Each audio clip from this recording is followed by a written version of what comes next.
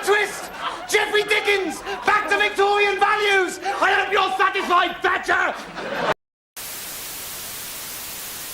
The threat we now face is more serious, more immediate, and more unpredictable than at any time since the Cold War.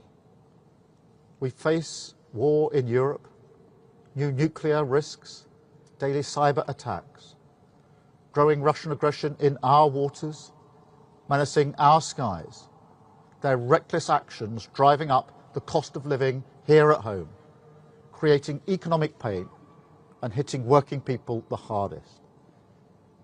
A new era in the threats that we face demands a new era for defence and security. We will innovate and accelerate innovation at a wartime pace, so we can meet the threats of today and of tomorrow as the fastest innovator in NATO. Did you see that? Did you?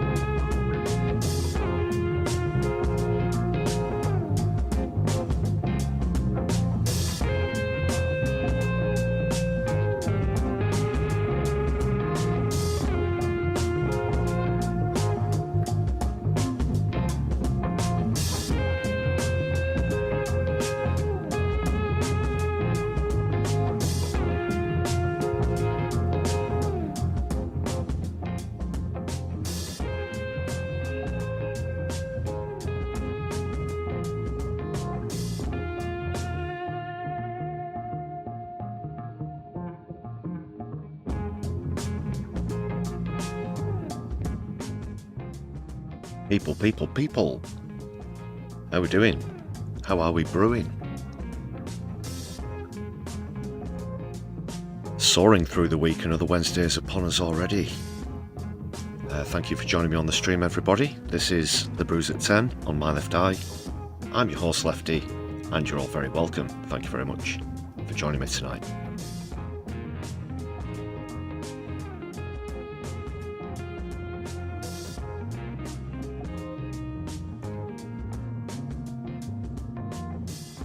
Emma Richardson first in the charts, but apparently it was a close run race, beating Doc Davies by just a nanosecond. Great to see you, Emma and Doc. Morbius is here as well, and Flowsnake, Andy Carter, good evening to you too. Solidari-Tea.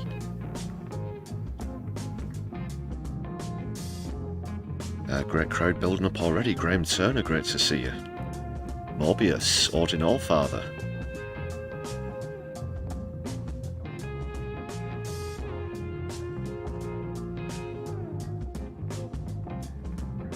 Yeah, thank you very much for joining us. Got a lively chat already. Whose Morbius is currently sitting top of the tree on the community ranking listings. And nice shot there, Andy. Stu getting a gifted membership. Thanks a lot for that, Andy. Solidarity. What a lovely way to start the stream.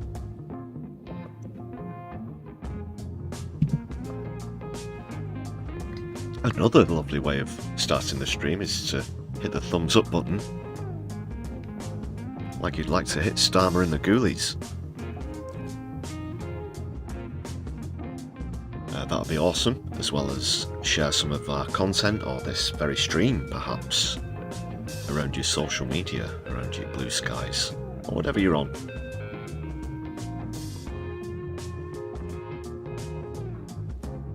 There's also a poll, very straightforward. Who will go first? The Prime Minister or the Leader of the Opposition?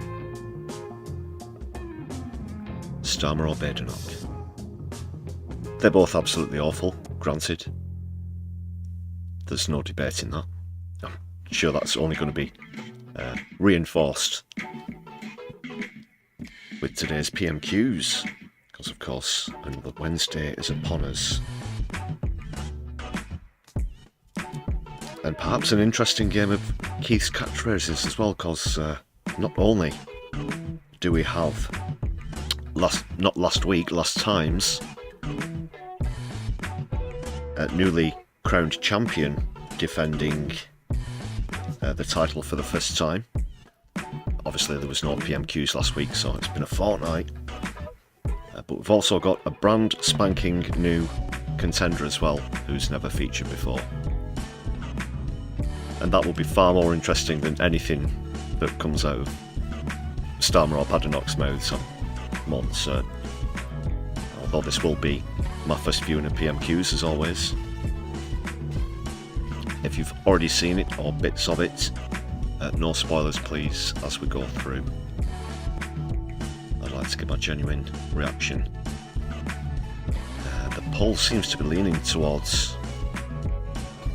Bad Enoch in the opening stages.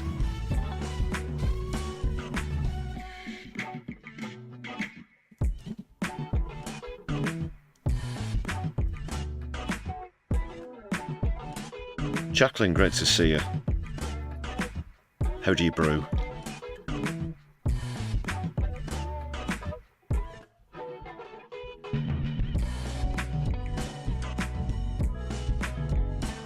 Yeah, Starmer's taken more of a dip in popularity. I think Badenoch came in, still burdened with the Tories' unpopularity, and it has dipped even lower since then, according to the polls.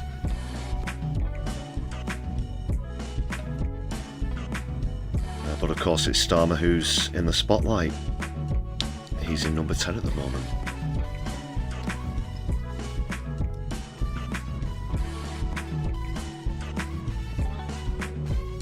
We know that both parties are somewhat split, almost over certain issues. There's a lot of arguing going on behind the scenes.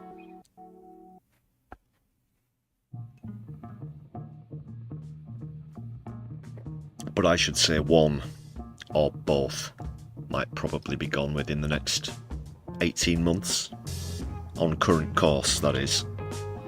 And I don't see anything that could steer either of the ships towards the glorious sunlit uplands.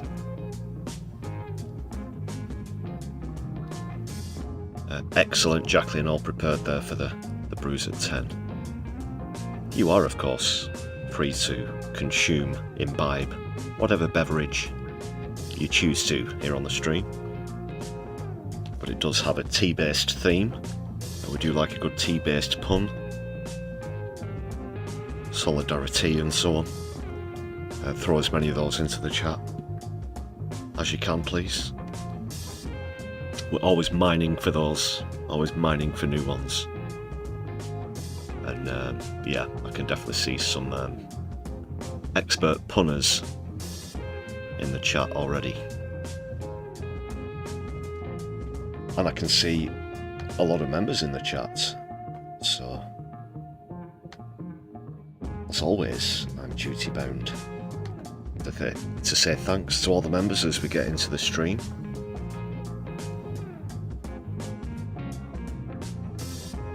just over 100 of you now.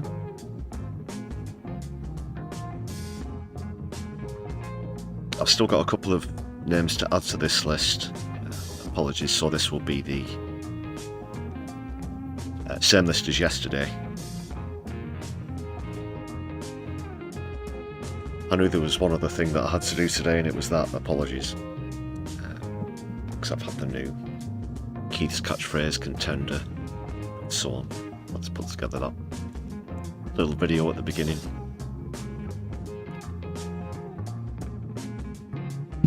For a miserly poor student, Rick certainly gets through a lot of televisions, doesn't he?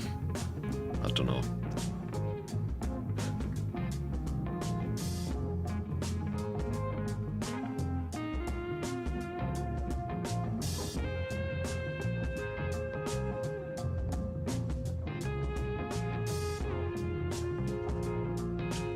Doc, where's Elon?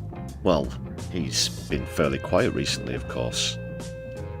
If you're talking about Musk, that is. He's officially out of his governmental but non-governmental position. In fact, he has been in the news a little recently, but not as sensationally as he normally is. I think first of all, his investors, that is Tesla's main investors, insisted that he work a 40-hour week, if you heard about that, because this is a man who claims to work 120 hours a week, this protege, this entrepreneur, this tech genius who will bring the future to the present. No? Of course, he's none of those things, as we all know, and he doesn't work 120 hours a week. He certainly doesn't do that and have time to pretend to be one of the world's top online gamers, including, what was it he said, second ranked on one online game in the world. Oh yeah, you totally beat all these kids. As he's in, what's he, in his 50s now, Elon Musk. So he's still got those lightning quick reactions. Even faster apparently than some teenager, you know, or young man who does have time to spend hour after hour practicing the games. Anyway. What else was he in the news for? There was something else. Oh, he's made another promise that the self-driving car will come out next year. Yeah, and that's only like, I think, what, the 10th year in a row that he's done that now. Might even be going back as far as 2014. You'd have to check out that for yourself. I'm not going to do it right now on the stream. But that was the other thing I heard. So that's your Musk update. Let's get onto a Amber Tangent alert now. So I did get distracted and forget to mention that you can join that list that you saw a few moments ago of awesome people on the membership roster for just 99p. So please do consider supporting the channel that way. Super thanks are also available if you're watching back later on. And if you're watching live, you get XP on the community ranking for super chat and super stickers, you know. I think. Is it super stickers? Yep, both. I have to keep checking the terms. And we have got a new leader whilst I'm on that subject, Graham Towner there. Yep, that's right. Mobius in second place, and who is third at the moment? It's Clive, Politics Clive.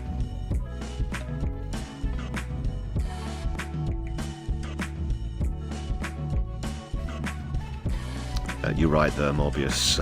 Your brown eye. Oh, very droll, Mobius. Yeah, that's never going to happen. I don't doesn't mean never, never, like physically impossible. When, like Tesla specifically, are nowhere near the technology that Musk claims. He said roughly 10 years ago, oh, we've got it now. Yeah, it works now. We're good to go. Okay. I didn't think we'd get so distracted with Elon Musk bashing so early on into the stream.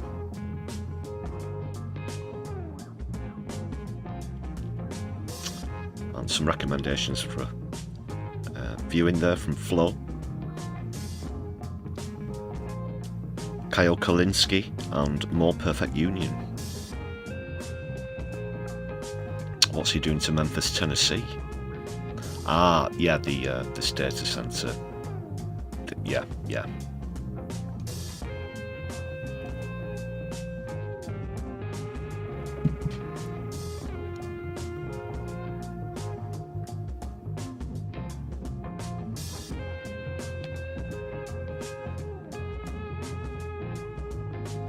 What else will be coming up on the stream, people?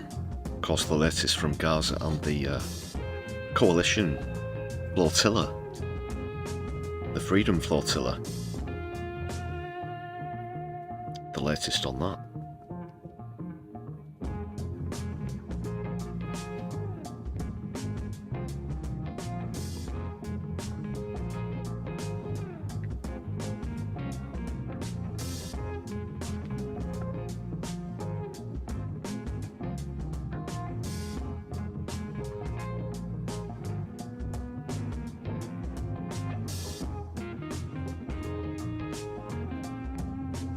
Alright people, just another reminder, there is the poll if you're just joining us on the stream.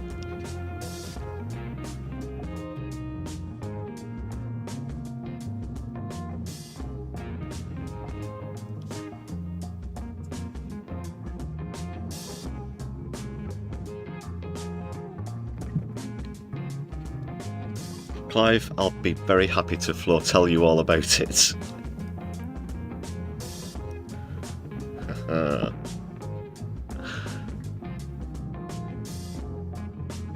Awesome.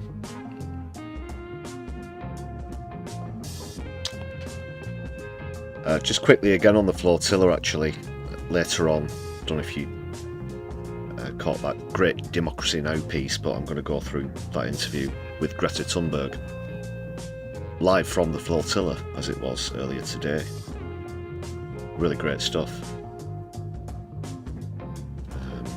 It not only reminds us of how relentless and dedicated people like Greta Thunberg, Liam Cunningham, and all the other protesters on the flotilla. Obviously, they don't all have a platform, but also just how much they're risking their own health and safety in this really bold endeavour.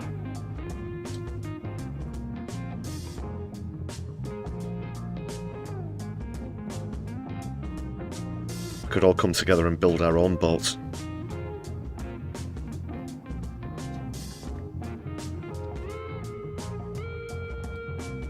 I'm not even joking, get me on that thing. I want the shores of Palestine, you know, to look like Dunkirk on D-Day, but, well, there is an analogy that it would be bringing liberation, but obviously not in a violent fashion. But bringing peace instead of shells and bullets. Anyway, I wish them the very best of luck, as I'm sure you will. They're getting quite close now as well. So when we get onto that bit, I'll try and get you the latest in terms of distance, if there's been any events, because there have been further threats, but more to come on that shortly.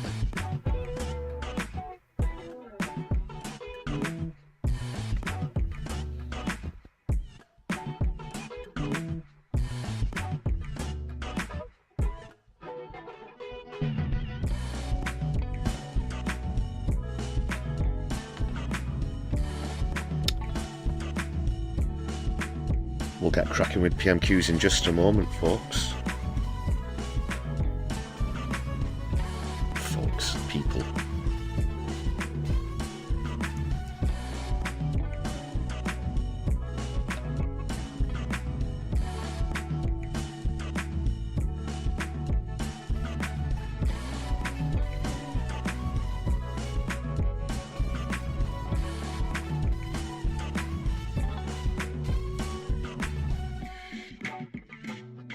Doc Davies, you wouldn't be up for going to Gaza. Well, obviously, there's a great risk in that. But according to the latest stats, you've only got a 19 to 1 chance of being seriously maimed or injured. You know, I don't know. They're great odds, aren't they?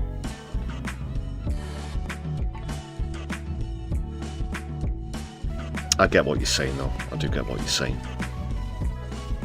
It wouldn't be pleasant, you know. It wouldn't be like going on a holiday. I, for one, certainly wouldn't be there with a selfie stick or whatever, you know, whereas others might.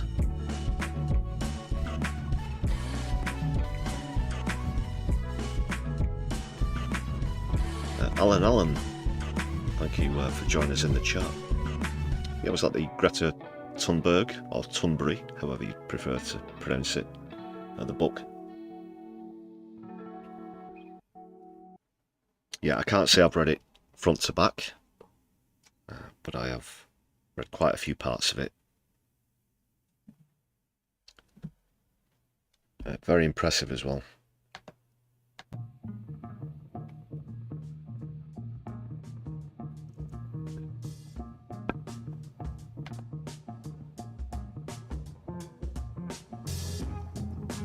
It's based as fuck, yo.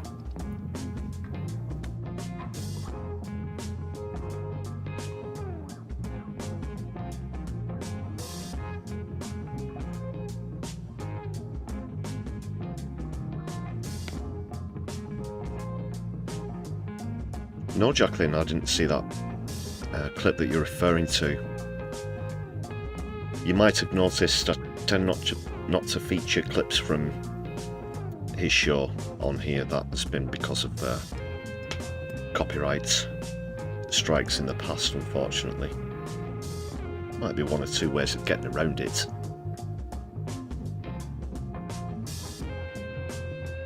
But yeah, even he, and I do have a particular disdain for Piers Morgan because he has actually lied about me on television. Yeah.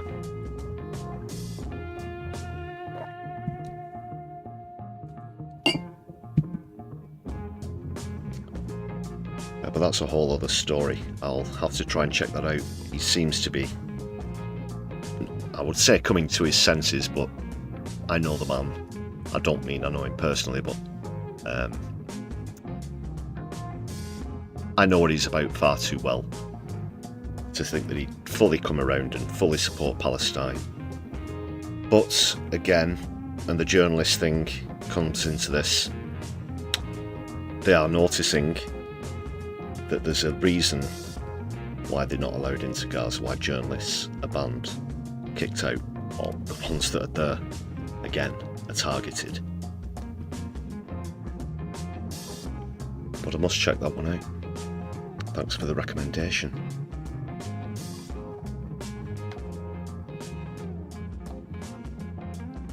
Yes, Odin, it was 2 or 3 years ago about some stuff on a JSO protest that I was involved with. But specifically about the the ambulance and fire engine thing, they're not letting them through. That is bollocks, by the way.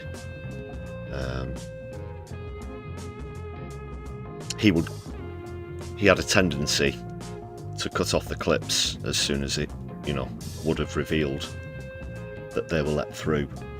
I won't go through the full ins and outs of it, but in as much as to say that it was a policy of ours, but they just had to try and turn public opinion a certain way, so yeah. So that included blocks, marches and things that I was involved with, yeah. Not in the sense of like, oh, there's this lefty fella, da da da da da. No, not like that. Not like a direct personal attack. He didn't know he was talking about me, but I see you. Piers, my left eye sees you. I know what he's about. Give me a P, give me an O, give me an S. Give me Piers Morgan.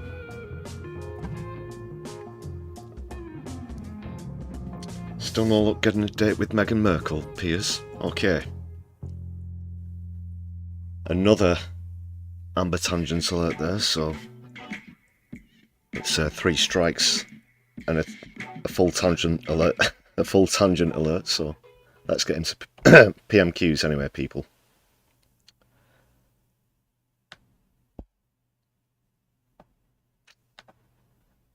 There you go, you're up on the screen as well. Hello. How are you brewing? Right, what's first? It's the bloody introduction, isn't it? Okay. Quality streaming, people. Quality.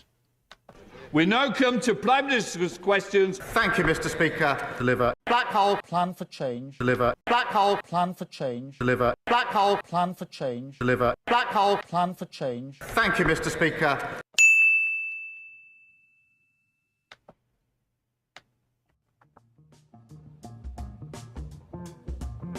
Yes, it's another Keith's Catchphrases. You can see a few previous examples there. I do say previous because I mentioned we have a new defending champion. We also have a new contender. Hot stuff. This is really going to mess up the MMA listings, rankings. But if A can beat B, but C can beat A, and then D came in and kicked the shit out of B and C, which means Q is the champion. I don't know how it works. Well, I kind of do, but not at a granular level. Right. So these are the rules for anybody who's not familiar. This is how it goes down. Quite simple, really. We've got 2 phrases that we're keeping an ear out for. Things that we think will come up very regularly, as PMQs gets quite repetitive sometimes. So the 2 phrases have to be spoken by Keir Starmer. They have to be removed after 2 losses in a row, which is what happened to departing long-term champion Postman Twat a fortnight ago.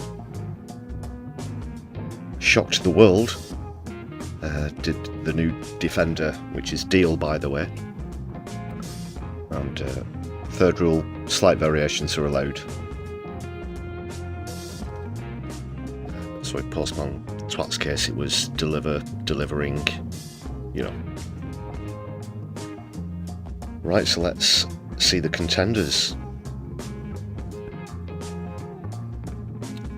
Those are the rules. Any questions, post them in the chat. It's pretty straightforward, really. Keep score with this board on the left.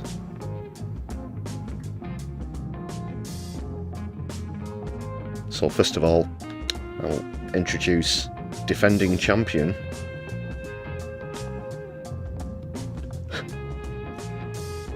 Keith Edmonds. Deal or no deal? There's a banker on one end of the line and a wanker on the other end of the line. Okay. So you'll see that come up at any time the word deal is mentioned. You'll hear this noise as well. And introducing people, I've had to think about this given the news topics of the week so far. And the new contender who will be taking on defending champion is Security. security. Might change the thing for that. Just knocked it together quite quick.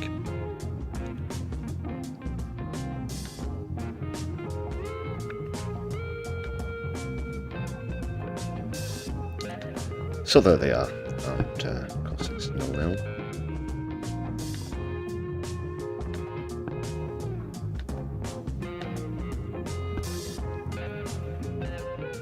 Andy, you've got your reservations about the longevity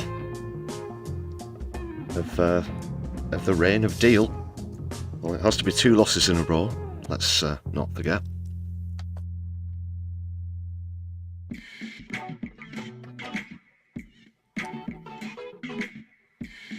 Once again, please, this is my initial reactions, so no spoilers in the chat as we go through.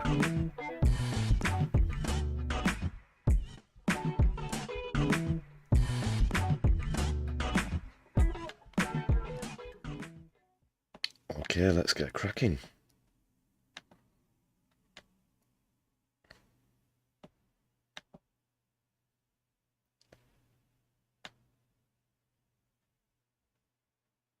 I say we will get cracking. I'm sure I've put the file in the list.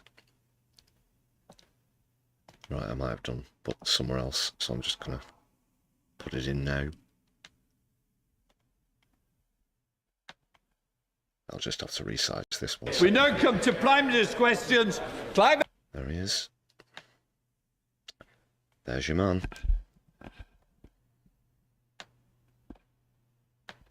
What am I gonna put that about there? That'll do. That'll do for me.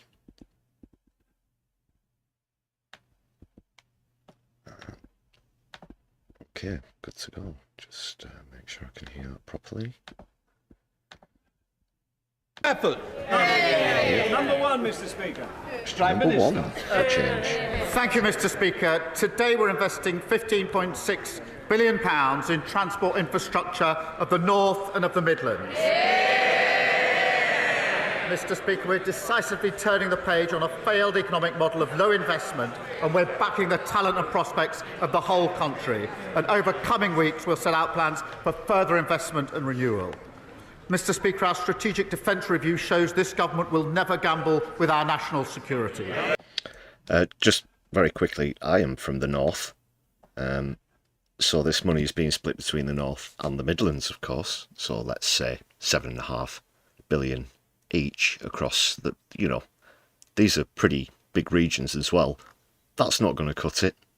That's nowhere near enough. I'm sure that Andy Burnham here in Manchester will have his gripes with that.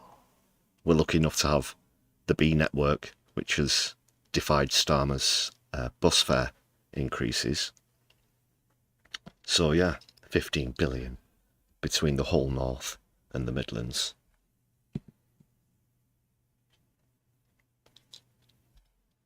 I mean, Yorkshire alone is the biggest county in Britain, so... sorry, in England. Through the biggest sustained increase since the Cold War, we will transform our defence, strengthen our nation and invest in jobs and industry across the United Kingdom. Mr. Speaker, this morning I had meetings with ministerial colleagues and others. In addition to my duties in this House, I shall have further such meetings later today. The contenders in Mr. the Speaker, lead. we all remember the glorious summer in 2012 when the world's greatest athletes came to London to compete in the Olympics and the Paralympics. It showcased Britain at its best, not just in track and field, but also as a country that can host major cultural and sporting events. Yeah. My right honourable friend has been written to by over 200 of our top athletes. Some of them are members of Cambridge Harriers that meets in my constituency, and they're calling for the government to support the bid for the 2029 World Athletics Championships to take place in London. If successful, it will lift the whole nation. If successful, it will lift the whole nation. It will inspire a generation of new athletes. It will showcase Britain on a world stage. Put £400 million into our economy. What's not to like? What's an order here, Lindsay? I think the race Minister's finished. Go on, Prime Minister. I thank my honourable friend. One of the greatest achievements of the last Labour government was that 2012 Olympics in London, and we all remember it. Can I pay tribute, given the response, can I pay tribute to the extraordinary contribution of Tessa Jowl to that Games? Agree there have been huge economic benefits of hosting major sporting events, as well as an important legacy. We come to the Leader of the Opposition, Caballero. Mr. Speaker, 3 weeks ago, the winter fuel policy was set in stone. 2 weeks ago, the Prime Minister U-turned. Today, the Chancellor is rushing her plans because she just realised when winter is. So, on behalf of the pensioners who want to know, can the Prime Minister be clear with us here and now? How many of the 10 million people who lost their winter fuel payments will get it back? Prime Minister. Well, I'm glad to see she's catching up with what happened 2 weeks ago. Mr. Speaker. Give over. Mr. Speaker, at the budget, we took the right decision to stabilise the economy because of the £22 billion black hole that they left. The signs, we took the right decisions, the growth figures are up, the interest rates have been cut, and we got 3 trade deals. So we will look again, as I said 2 weeks ago, at the eligibility for winter fuel. Equaliser. And, of course, we'll set out how we pay for it. But because we've stabilised the economy, Mr. Speaker, we on this side are committed to the triple lock. And that increased pensions by over £400 this April. On their side, they say the triple lock is unsustainable. And I think her position is she wants to means test it. Mr. Speaker, the Prime Minister clearly has selective amnesia. I asked him 3 questions about the winter fuel payments 2 weeks ago, and he was floundering. The fact is, he hasn't answered the question I asked him. He hasn't answered the question I asked him. He can't tell us who will get the payments. All we see is U-turn after U-turn. His head must be spinning. Will he apologise now for taking the payments away in the first place, including to his own backbenchers? And can he tell us how he's going to pay for this? Well, Mr. Speaker, we took the right decisions at the budget because we needed to stabilise the economy. She needs to apologise for the fact that they left the economy in a terrible state. We had a mini budget which blew up the economy, and we were left with a £22 billion black hole. When she gets up, perhaps she should apologise for that. Mr. Speaker, the OBR has said there was no such black hole. He's just given away £30 billion for the Chagos Island. That's his black hole. He hasn't stabilised the economy. Borrowing prices are higher now than any time in the last Parliament. He has not stabilised the economy. He has no clear answers on what he's doing. It's just chaos, chaos, chaos. He keeps making announcements with no detail. So let's... It's not chaos, it's just shite. move to another area of confusion. Can we get a simple answer? Will the government keep the 2-child benefit cap? Prime Minister. Mr. Speaker, I'm absolutely determined that we will drive down child poverty. That's one of the proudest things of the last Labour government. That's why we've got a task force. That's why we've got a strategy, and we'll set out that strategy in due course. But we drive child poverty down. Under them, poverty always goes up. I mean, this is low-hanging fruit for Badenoch here. Again, he didn't answer the question. Of course, they're going to keep the 2-child benefit cap because Keith's as tight as a mouse's ear. I didn't ask him about a task force. I asked him if he will keep the 2-child benefit cap, and he doesn't know. It's just chaos and uncertainty. He has no details. He is briefing something and causing a lot of confusion to the people out there. But on that 2-child benefit cap, Mr. Speaker, I'll tell him this. I believe in family, but I also believe in fairness. Yes. On this side of the House, we believe that people on benefits should have to make the same choices on having children as everyone else. Yes. What does the Prime Minister believe? Mr. Speaker, I believe profoundly in driving down poverty and child poverty. That's why we'll put a strategy in place. But she talks about head spinning. There's only one leader, Mr. Speaker, who's been praised this week. I just noticed it's a bit of a different background this week. No Angela Rayner, no Rachel Reeves, Interesting. By the Russian embassy. And if she carries on echoing Kremlin talking points like this, Reform are going to be sending her an application form for membership. Mr. Speaker. Most of them are Tories anyway. Mr. Speaker, I asked the Prime Minister what he believes in. He had to look in his folder to find the answer. His MPs behind him know what they believe in. He doesn't know. Yeah, that's true. That is odd. He normally sticks his finger in the air and sees which way the wind's blowing before he gives his opinion. Mr. Speaker, he has been in government for nearly a year. It's only going to get harder. It's only going to get... Yes. He's been in government only a year. It's only going to get harder and harder. The canned forced laughter, the planted questions, all of this is going to disappear because at every single point, things are getting worse. He has to ask Morgan McSweeney what it is that he believes in. But the fact is the chaos is being felt in the economy. The Chancellor said she would not be coming back with new tax rights. This is strange. She's been speaking for some sentences now, and I can't say that I disagree with any of this, but yeah, again, it's like shooting fish in a barrel, isn't it? But she will have to pay for all of these U-turns which she's announcing out there, isn't she? Yeah. Prime Minister. Mr. Speaker, I'm going to look in my folder because here I've got the quote that she had on Sky News. I will read it, thank you. It's what the Leader of the Opposition says. It's worth listening to. What she said was this: Sky News, Mr. Speaker, Israel is fighting a proxy war on behalf of the United Kingdom, just like Ukraine is on behalf of Western Europe against Russia. Well, that was certainly noticed in the Russian embassy, because they put out a statement saying the Leader of the Opposition has finally called a spade a spade. Ukraine is indeed fighting a proxy war against Russia on behalf of Western interests. And they went on to say the legitimate Kyiv regime... Lammy's going off. Look, Lammy knows. Don't think that David Lammy, Keir Starmer, didn't just find this out from that interview that he's referring to there. We all knew that. She said the quiet part out loud. I think I brought that up on a live stream as well. I'm pretty certain that I did. Was it on Kussenberg?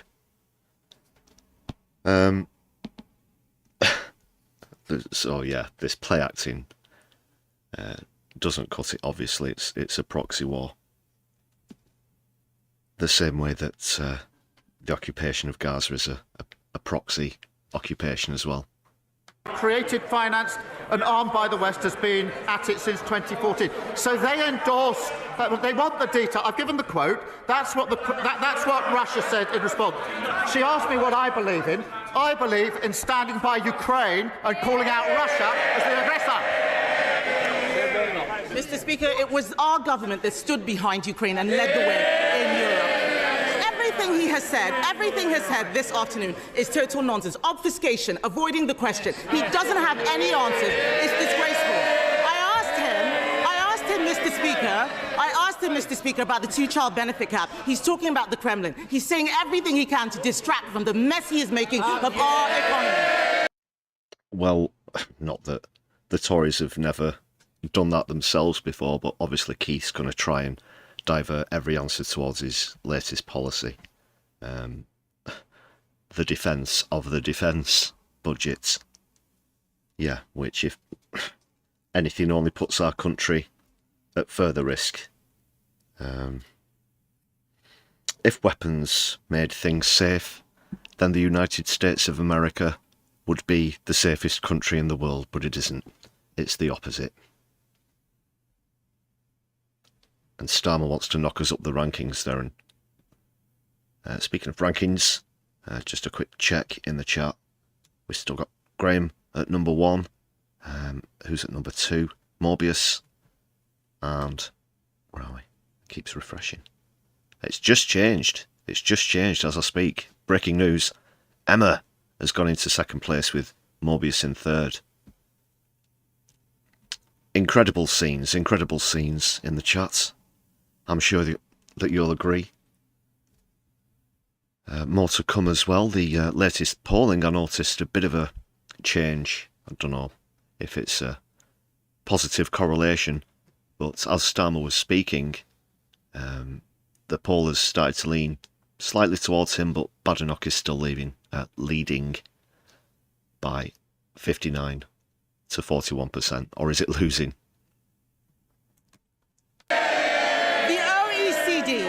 The OECD has downgraded growth for the next 2 years. He can't rule out tax rises. The police chiefs are saying they don't have the money they need to keep the public safe. Just as he's releasing more criminals onto the streets. His cabinet are squabbling with each other. They've said that they've lost control of the borders, but he still managed, Mr. Speaker, to find £30 billion to give away the Chagos Islands. This is total and utter chaos. 2 weeks ago, he was crowing about his historic trade deal and how he got 0%. Please give the Chagos Islands thing a break.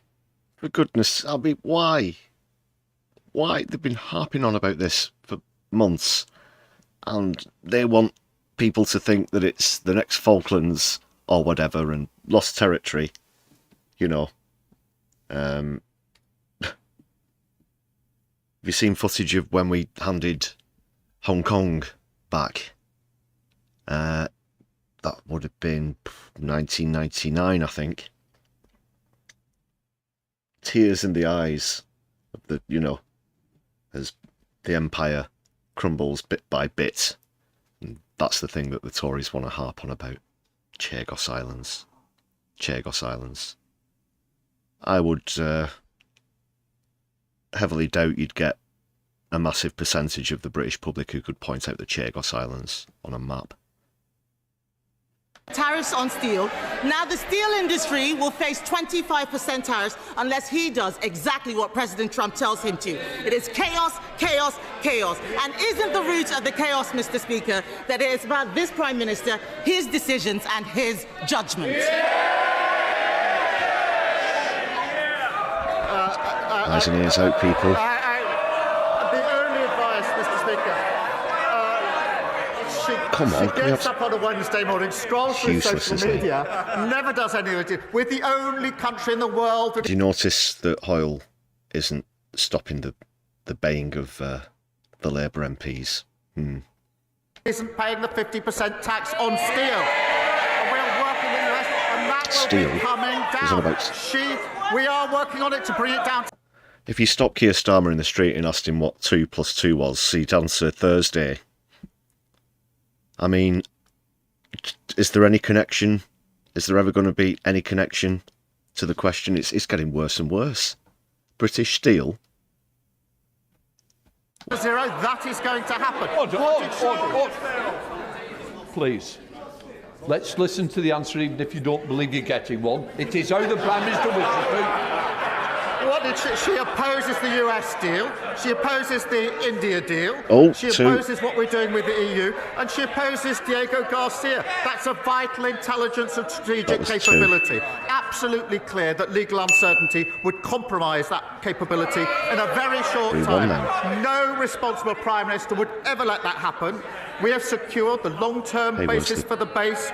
That has been welcomed by, Mr. Speaker, welcomed by the US, NATO, Australia, New Zealand, India. They're our allies. It's been opposed by our adversaries, Russia, China and Iran. And into that column we have reform, presumably following Putin, and the Tories following reform. That was such a roundabout answer. Anyone who saw the 6-year-old girl fleeing the flaming shelter where her family were killed by an Israeli airstrike will carry those horrific images with them forever. These are very dark days, and Gaza is a stain on the soul of humanity, and it is a further shame that there is more moral clarity coming from Ms. Rachel on YouTube than there is from many world leaders who are complicit in silence. The Prime Minister said this week that Britain must be ready for war, and I ask, after tens of thousands of deaths, after a generation of Gazans stunted by hunger and trauma? When will it be ready for peace? When will it help to stop this genocide? When will it hold the Israeli government to account? And when will it recognise the State of Palestine? Well, Mr. Speaker, I'm grateful to her for raising this, and she's absolutely right to describe this as dark days. And Israel's recent action is appalling and, in my view, counterproductive and intolerable. Counterproductive. You call the worst atrocities of the modern era counterproductive. And we have strongly opposed the expansion of military operations and settler violence. Have you? Because, normally in these cases we use it as an excuse to get the army in there, even though it's often under nefarious means with ulterior motives to seize natural resources and so on and so forth, or to perhaps remove a democratically elected leader here and there. You know what I mean? And you've heard what I've said before, that what needs to happen, you know as well. Full trade embargo, but also, we need, forget pouring money into the Putin-Zelensky war. We need our army to help get that aid in, if we really do care, Keith. And the blocking of humanitarian aid. Mr. Speaker, you will have seen we've suspended the FTA talks and sanctioned extremists supporting violence in the West Bank. We will keep looking at further action along with our allies, including sanctions. But let me be absolutely clear. We need to get back to a ceasefire. We need the hostages who've been held for a very long time to be released. Sausages. And we desperately need more aid at speed and at volume into Gaza, because it's an appalling and intolerable situation. Get the army involved Liberal then. Democrats are Ed David. Thank you, Mr. Speaker. Can I start by welcoming reports that the Chancellor will give winter fuel payments to more pensioners this winter. Because we still wait the details, we will reserve our full judgment. But, Mr. Speaker, can I recognise the efforts of the Prime Minister to pull out all the stops to avoid President Trump's damaging tariffs? A letter from the King offering to water down online safety laws, even trying to send the Open to one of Trump's golf courses. The Prime Minister thought he'd secured 0% tariffs for British steel, but now Trump is threatening us with 50% unless we comply with his new 5-week deadline. Mr. Speaker, this is classic Trump, changing the terms of a deal he had already agreed. Does the Prime Minister share my fear that nothing will stop Trump messing the UK around, short of bunging a few £100 million into his Trump coin? Prime Minister. Mr. Speaker, we have a deal and we're implementing it, and within a very short time I'm very confident we will get those tariffs down in accordance with the deal. And I'll come back to him and update the House in due... BAR. Sorry, I wasn't quite paying attention there. I've had to rewire my brain as well to listen out for the 2 new ones instead of deliver the like postman twats embedded into my brain now. Also, whilst I'm on the mic, James Holmes, great to see you. Thanks a lot for celebrating 4 months of membership. Thanks for sticking with the channel. Graham Turner as well for 6 months. Thank you very much for that. Awesome stuff. Solidari-Tea to James and Graham. Prime Minister. Mr. Speaker, we have a deal and we're implementing it, and within a very short time I'm very confident we will get those tariffs down in accordance with the deal. And I'll come back to him and update the House in due course. And I think the House will be very pleased at the outcome of that. But because of the approach... No, wait. This is 0 tariffs on steel. And he says, no, they wouldn't. Well, let's come back to this in just a couple of weeks when we've implemented it. But they obviously don't want this. We back steel, Mr. Speaker, on this side of the House. They laugh at attempts to back steel on their side of the House, and that's a big part of the problem. David. Well, Mr. Speaker, I had hoped the Prime Minister would be now beginning to see the sort of man that Trump is and start getting tough on him. So we will come back to this issue. But moving on, Mr. Speaker, I welcome the remarks of the Prime Minister on Gaza because I'm sure all of us are appalled by the latest scenes, starving people desperate for food, water and medicine met with chaos and violence. The US-Israeli programme is clearly failing, and nothing short of lifting the full blockade on aid. Some breaking news, water is wet. Given the Netanyahu government refuses to do that, will the Prime Minister take more decisive action today? Will he push at the United Nations Security Council for humanitarian corridors to get the desperately needed aid urgently into Gaza? No, seriously. Minister. Can I give him my assurance, because this is a very important issue, that we are working at pace with our allies on that very issue to take whatever measures we can to get that humanitarian aid in. We've been doing that. No, you're not. Any measures moving heaven and earth, aren't you? Well, for example, I don't see any pledge to assist Palestinians for the next century, as you've done with Ukraine. Don't see him making any proper commitments. I heard someone, it was either on the news or maybe a clip from a radio show, someone pointing out the fact that Starmer, as a lawyer, knows full well that individual words are important. That's why his statements and all, press releases are so robotic and crap and repetitive. But he won't make promises on this. He won't give proper assurances. Say things such as aiming to and with the goal of. And even if you do get an assurance or a promise from him, he's either not going to come through on it or he's going to make a U-turn on it. That's the Keith way. Graham, thank you very much for the super chat. You're very welcome for the streams. Once again, thanks a lot for being here for 6 months. It's been great to have you. Let's give you some appreciation on the super chat, which I hope you'll all do likewise. Thank you very much again for that, Graham. Solidari-Tea. Right, let's crack on.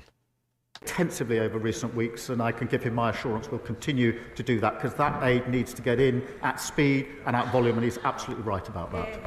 Ruth Jones. Thank you, Mr. Speaker. It's been over 2 decades since the Labour government banned the cruel practice of fur farming.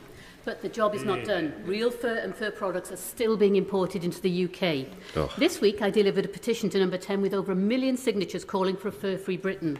My private in 2025, exactly that. So does my right honourable friend agree it's time to close the loophole, ban the import and sale of real fur, and finally put the fur trade out of fashion? Who's buying this? That's revolting. Prime Minister.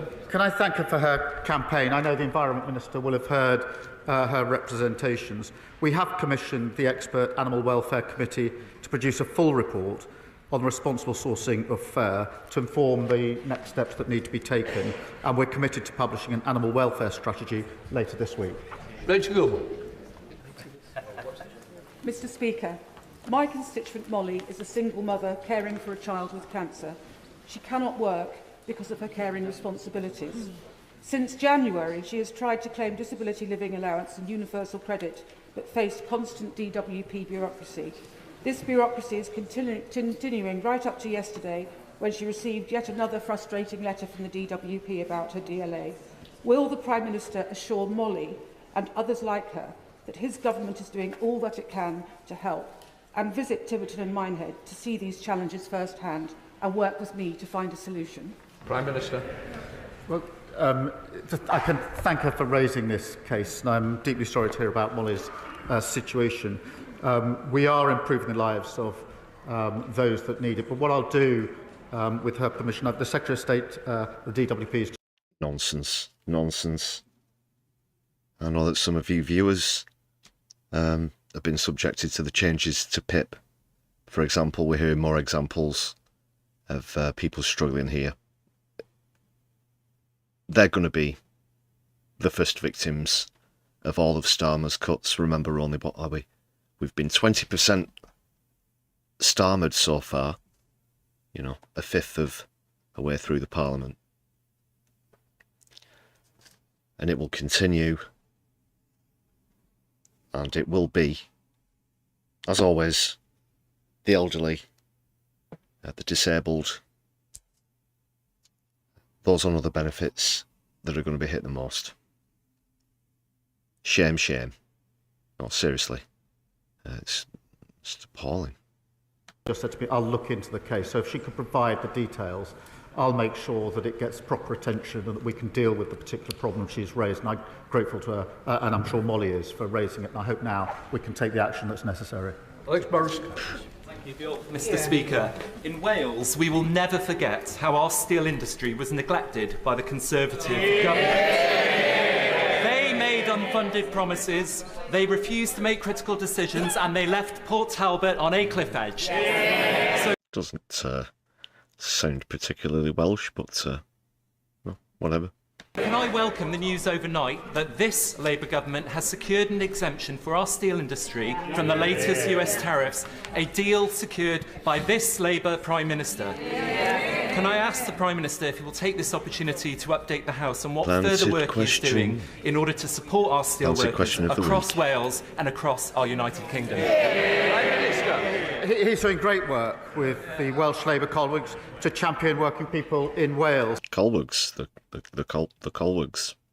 Mr. Speaker, the United Kingdom is the only country in the world which won't be subject to the additional tariffs announced today, the only country in the world, and we are working with the US at this moment to swiftly implement the agreement that we've reached, which will see the 25% tariffs removed. We want that, they don't want that, and that's crucial. That is crucial for British jobs. We fought tooth and nail for our steel industry, saving jobs at British Steel and improving the deal at Port Talbot, and we'll continue to do so. Brendan O'Hara.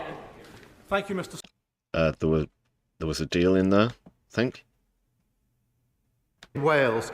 Mr. Speaker, the United Kingdom is the only country in the world which won't be subject to the additional tariffs announced today, the only country in the world, and we are working with the US at this moment to swiftly implement the agreement that we've reached, which will see the 25% tariffs removed. We want that, they don't want that, and that's crucial. That is crucial for British jobs. We fought tooth and nail for our steel industry, saving jobs at British Steel and improving the deal at Port Talbot, and we'll continue to do so. Brendan O'Hara. Thank you, Mr. Speaker.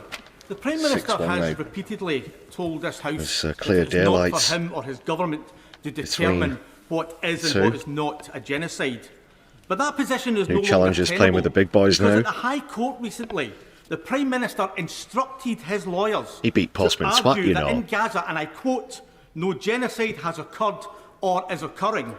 So the truth is, his government has made a determination.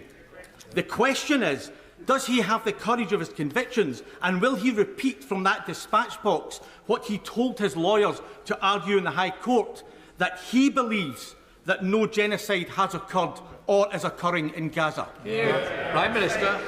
Mr. Speaker, I've said that we are strongly opposed and appalled by Israel's recent actions. Is it a genocide? Do you acknowledge that by definition it is a genocide? And 8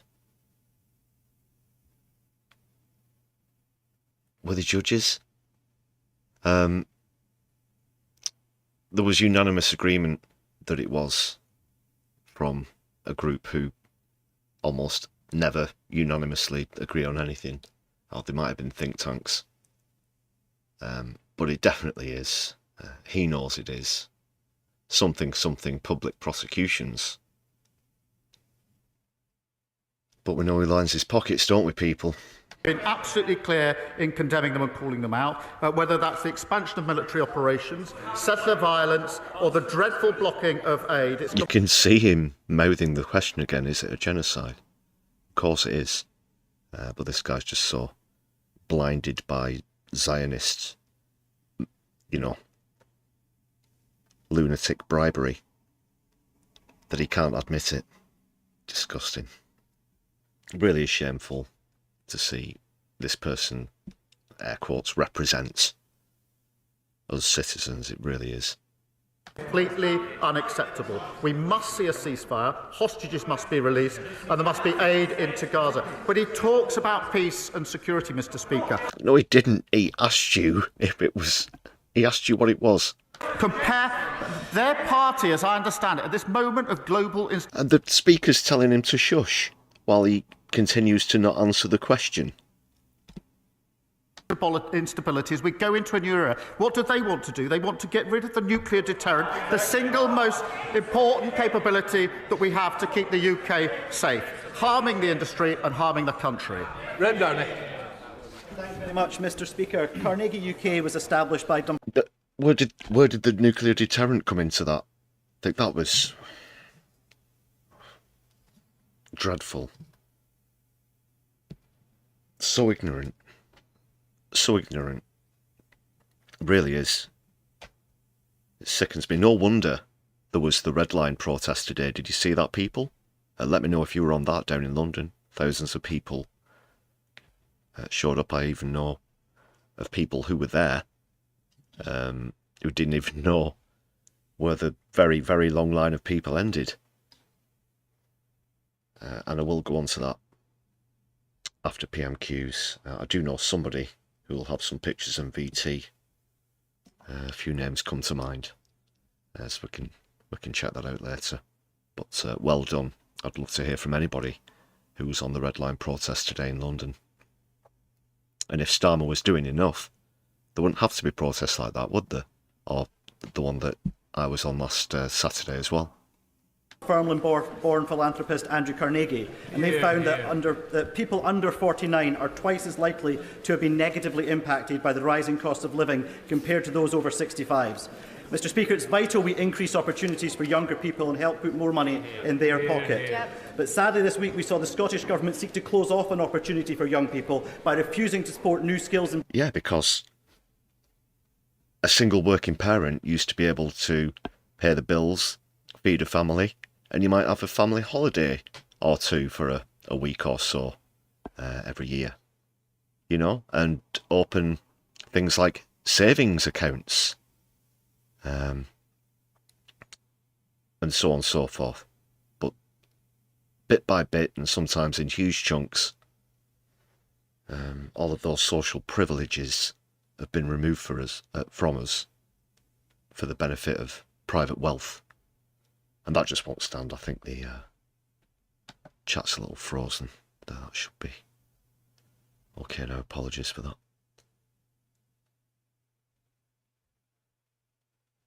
Investment from Rolls-Royce, while the college sector in Scotland also warns of a funding crisis. Can I ask the Prime Minister what more he is doing to make sure young people in Scotland get the opportunities they deserve despite a failing and stagnant SNP Scottish Government? Very good question. We'll get on to that in a sec. Just want to point out that excellent point in the chat as to why Starmer dodges the issue of genocide. Because if he admits it, then that, of course, would admit that the UK has been complicit in one. And then the discussion about F-35 parts, etc., spy planes, so on and so forth, would become even more awkward from his side of the argument, wouldn't it? Well, I thank him for raising this. At a time of global conflict, it is staggering that the SNP policy is to block an £11 million investment for a new national welding centre on the Clyde. To block it. I was there, Mr. Speaker, earlier this week. I saw the huge potential for apprenticeships, for job opportunities and for young people. I support it. They block it. In England, Mr. Speaker, we're backing 120,000 more apprentices and £3 billion of funding as part of our plan for change. And despite the highest funding settlement in the history of devolution, they're cutting college budgets, they're blocking opportunities, they have no plan for Scotland's future. You're getting wiped out in Scotland, Keith. End of. Given the Prime Minister's desire to strengthen strategic alignment with our European neighbours, will he, in the interests of public safety, follow the lead of France, Denmark, Belgium and others and ban the burqa? What? Prime Minister. What? For get out of town, lady. What century, what decade or year Do you think it is? Really? Oh. Oh, you know, no one could believe it. No one could believe it. And there's some right shits in there, I'll tell you. That was...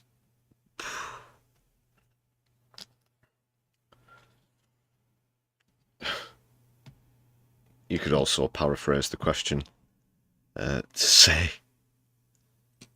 will the Prime Minister not agree that we aren't far-right dickheads quite enough? For real? I think she's for real, people. Ban top hats. Yes, Doc. How about ban wealth hoarding? You know, specifically burqa things. Do you know what Orthodox nuns, where they cover their faces? There are other religions that cover their faces. There's, you know, it's obviously being very specific.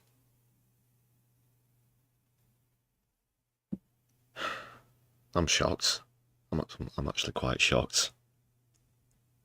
Can I welcome her to her place? But I'm not going to follow her down that line. That's her first ever question. Now she is here, and Sophie... She looked herself in the mirror before she got ready to go out there. You know, I've got to get out there and I'm going to ask them, you know, forget society's woes and all of the geopolitical problems. Let's drag this one up again like some old Sunday Express headline. In her place, perhaps she could tell her new party leader that his latest plan to bet £80 billion of unfunded tax cuts, he's no idea how he's going to pay for it. See the face on her as well, the sort of scowl. Although the sort of, yeah, have that for a question. Jesus Christ. Other dates are available. Considering I think she was a Conservative member when Liz Truss was leader, she probably won't. Scott Arthur. Thank you, Mr. Speaker. During recess, and of course we got one in the chat, Ordin Allfather. Sorry to interrupt again. Of course. Visited Scottish Action for Mental Health's Red Hall Walled Garden, which I'm proud to say is in Edinburgh South West. It has operated for decades as a therapeutic horticultural centre supporting adults with mental health problems. Like similar community mental health services across Scotland, it is now under threat. It faces potential closure due to chronic underfunding of IGBs by the SNP government. Yep. Does the Prime Minister agree that facilities like Red Hall Walled Garden should have been a priority for the SNP when deciding how to spend the record funding settlement Scottish Labour MPs won for Scotland? Here. Prime Minister. What my honourable friend describes is how health services in Scotland are utterly broken under the SNP. From people waiting too long for mental health support in his constituency to the Wishaw neonatal unit in Hamilton, which the SNP are threatening to downgrade. In 2020... He still thinks he can rescue Scotland for some reason. He absolutely cannot rescue Scotland for Labour. They gave him a fleeting chance. He very quickly proved that that was a very bad investment of their trust.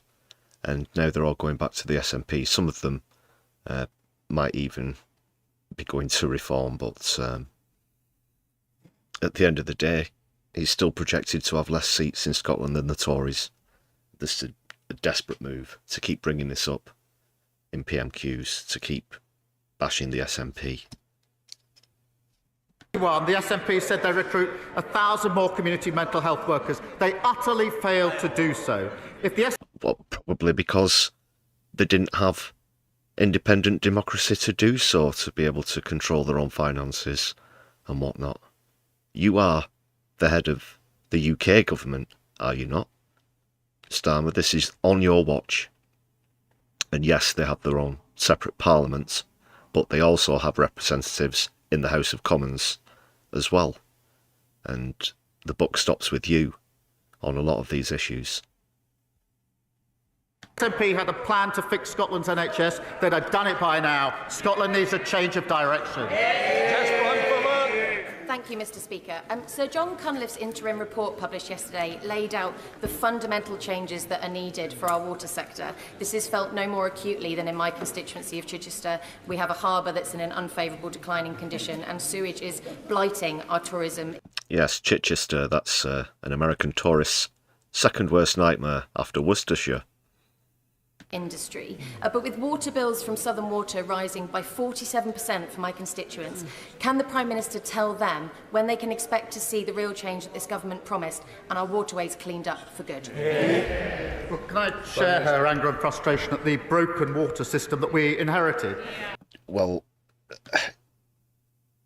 yeah, I don't know what's more full of shit, Keir Starmer or our rivers and streams. Huh?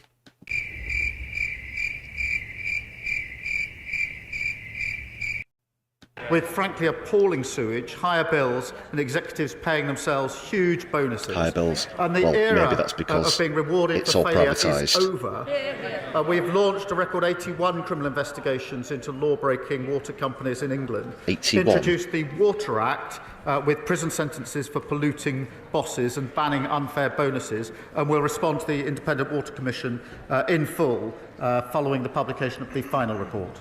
David Taylor. It needs a complete overhaul, not just a slap on the wrist. Seriously, there isn't a single clean river or stream left in the United Kingdom. It's absolutely revolting. It's not even certain that you're guaranteed to have clean water coming out of your tap when you switch it on, turn it on in 10 years' time.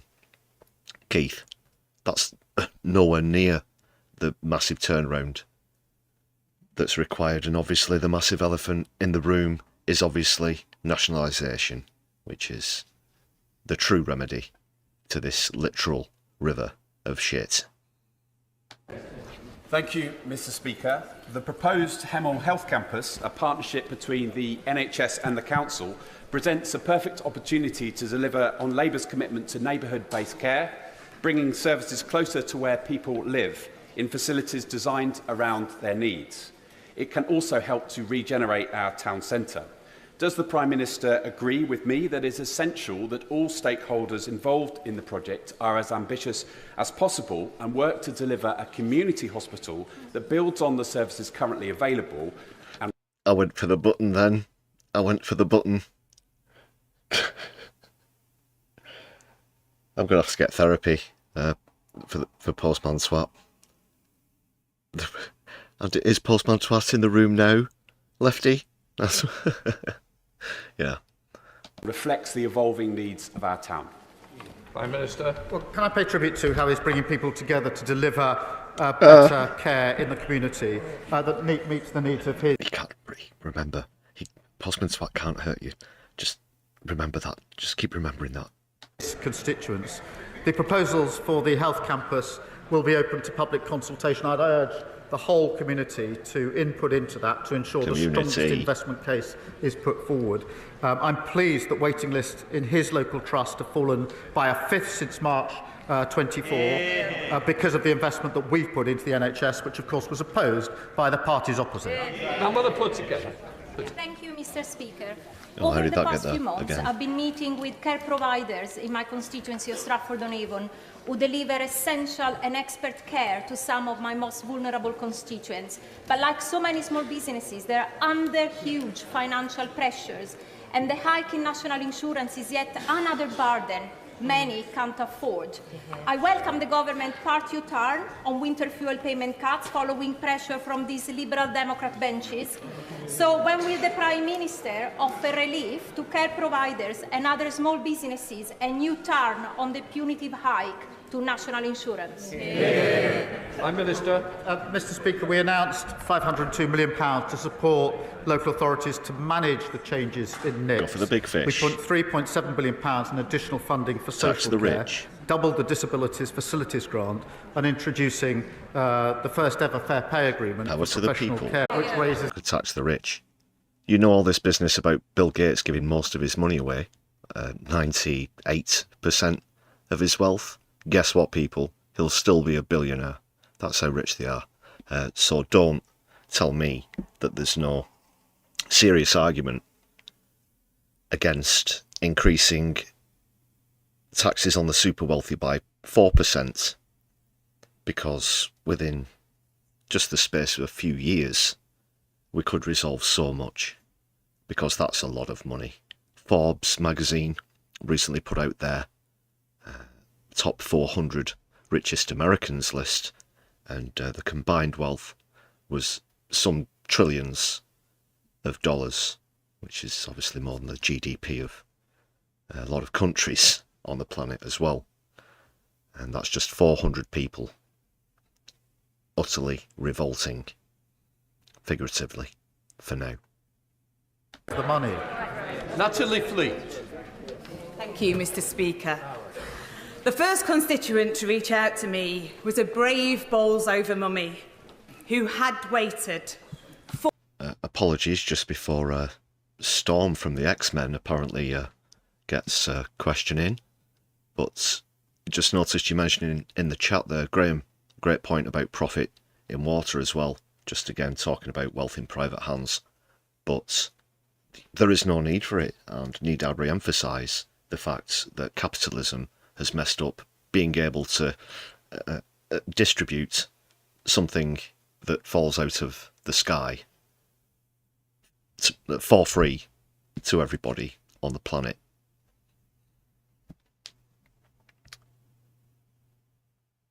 Sorry, not Storm. I meant Rogue. Rogue from X-Men with the question. I'm going to get... oh no, I can see the comment section now. So that's an immediate correction. 4 years, Don't bitch. 5 months from rape to prosecution, with 3 postponements and multiple suicide attempts. I will do everything I can to use this chamber to speak out for women that are being so badly let down. How will the Prime Minister support me to make sure that when these survivors, these formidable women across the country come forward, they will get justice and there will be space in our prisons for their perpetrators? Prime Minister. Well, that's one of the things at the moment, reduced sentences. Some people only serving a third of the sentence as well. So there needs to be action as well in prevention, of course, and assistance and support. But just again, you can throw that on the huge list of services that are just slowly whittling away. And I thank her for raising this case so powerfully and everything that she's doing on it. The case she's outlined is utterly shameful, and for far too many victims are waiting too long for justice. Mr. Speaker, we're delivering a record number of sitting days, reviewing criminal courts to speed up the hearing of these cases, and have as a mission to halve violence against women and girls. She talks about the prison system. The party opposite left the prison... Again, they can't just throw that out there. You can't just say reduce by 50% as if it's going to happen by magic. It's not casting spells. There needs to be a clear pathway here on how this is going to happen. You can't just make such promises that he knows he can't keep. Prison system on the brink of collapse, routinely operating at 99% capacity, because in 14 long years they only added just 500 extra places. We will deliver 14,000 new prison places so the public are protected from these vile offenders. Lincoln John. Thank you, Mr. Speaker. The Prime Minister told us during the general election that he is a socialist. What's been more surprising is to find out...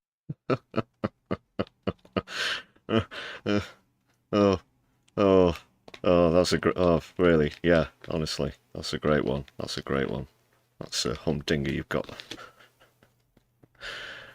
Yeah, of course he is. Of course he is.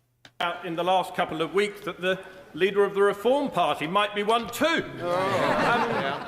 As the Chancellor puts the spending review and locks it down, will the Prime Minister please remind her of Mrs Thatcher's all-too-pertinent observation that the trouble is with socialism is that eventually you run out of other people's money to spend. Oh, don't get me started on why that sentence is absolutely ridiculous.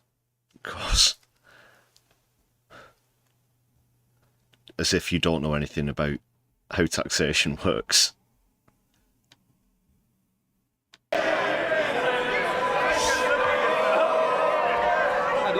Was it Kwasi Kwarteng that he replaced? And now he stands there to give lectures on economic prudence. You couldn't script it. But, Mr. Speaker, the difference between the Labour government and the parties opposite in reform is we believe in properly costing our plans. They've got £80 billion worth of unfunded commitments. Liz Truss 2.0. Chris Webb. Thank you, Mr. Speaker. Blackpool's own boxing champion Brian Rose uses his gym to tackle knife crime, antisocial behaviour and give young people a safe space, demonstrating the significant impact of amateur gyms. Thousands of these amateur gyms up and down the country operate on a shoestring and can't afford to keep the lights on, relying on brilliant charities like Maverick All-Stars, Empire's Fighting Chance and Matchroom in the Community. Would the Prime Minister join me in thanking these charities, praising the volunteers in these gyms, and will he throw a haymaker behind these gyms, giving them the knockout support they need to continue their vital work? Well, can I thank him? He's a great champion for how amateur boxing gyms can transform both physical and mental health and confidence in young people. And the time, I have to say, given by selfless volunteers is inspiring, and we should thank them for it. England Boxing are investing £9 million in the sport, and GB Boxing will also receive more than £12 million during the next Olympic Games cycle. And I know my honourable friend will be looking forward to Liverpool hosting the inaugural World Boxing Championship, I think in September. Thank you, Mr. Speaker. Since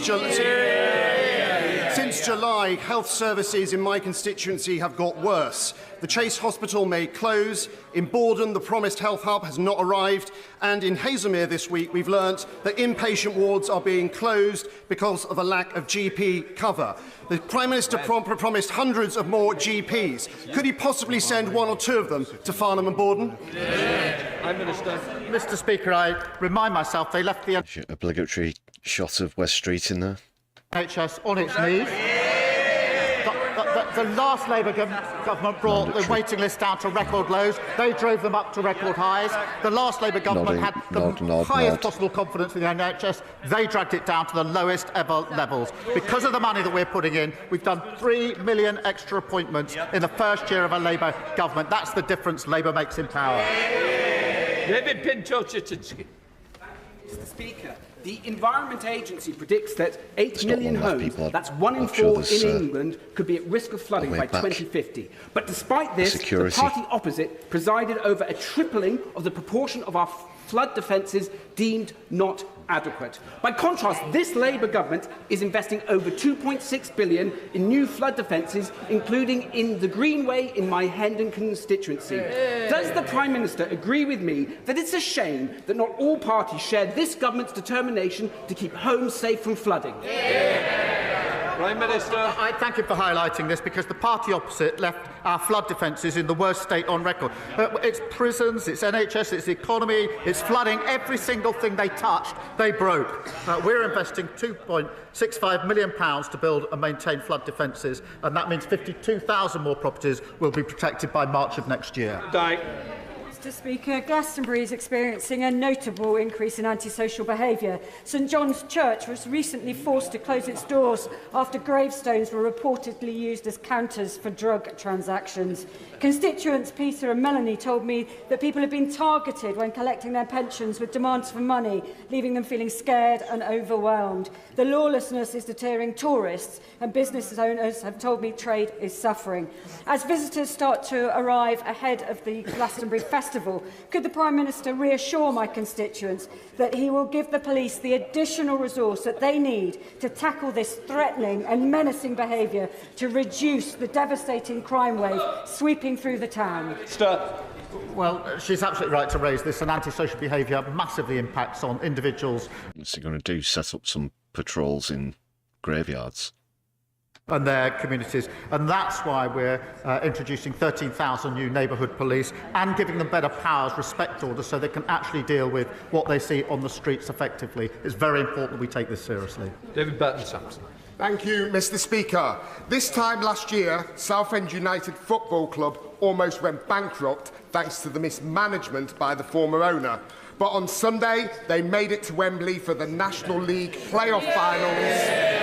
And despite being beaten by Oldham Athletic in the 11th hour, it was like the phoenix rising from the flames to see them on the pitch. So will the Prime Minister join me in congratulating Southend United on their outstanding recovery and give me an assurance that the government's doing all they can to make sure that no club ever has to go through what our club went through?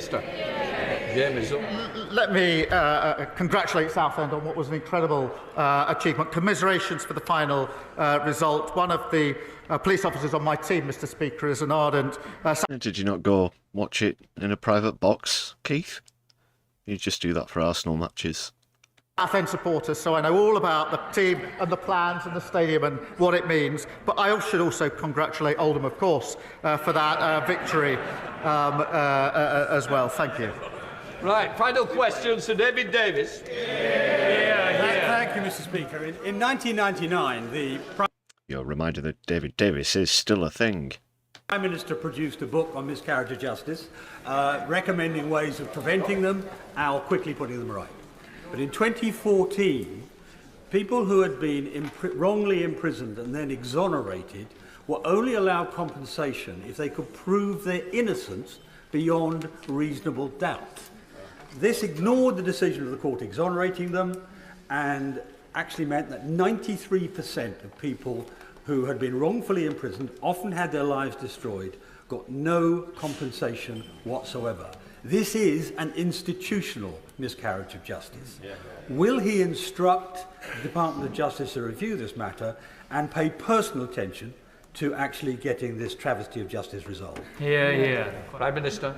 Well, he raises a really important issue that I'm obviously aware of. It is right that victims of miscarriage can apply for compensation and appropriately do so, and I'll take away what he says and have it looked at. Right, with that completes Prime Minister's questions. Let the front bench change over. And that will do it. So, successful defence for Keith Edmonds. And deal. What do you make of that, people?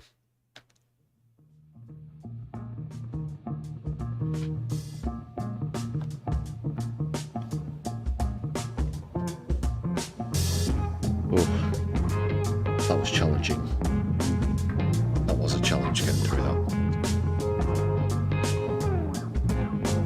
Especially what he had to say on Gaza. And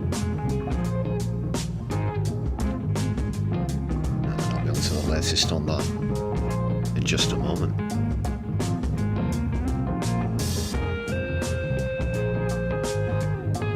So that means it'll be the same contenders again next week, but should the new challenger Security fail to make a victory, then we'll be looking for a new contender. This could be the start of a streak.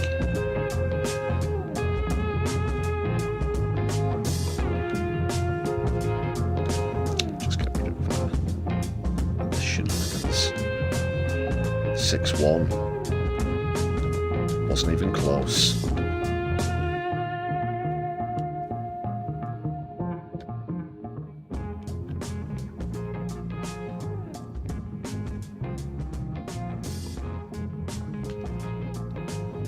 For me, the worst part was how he was dodging the genocide issue.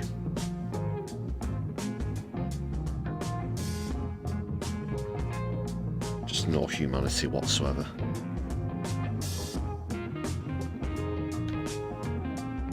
Only hollow words and empty phrases.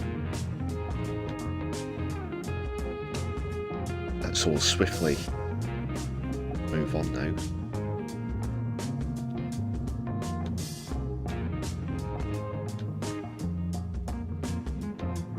just before I get the latest from the flotilla, just a very brief look at this article.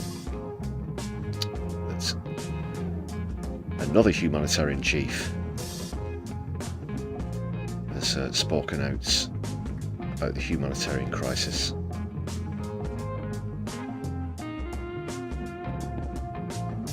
Mirjana Spoljaric said humanity is failing as it watches the horrors of the Gaza war.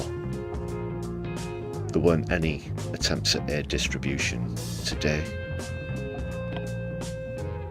from what I know.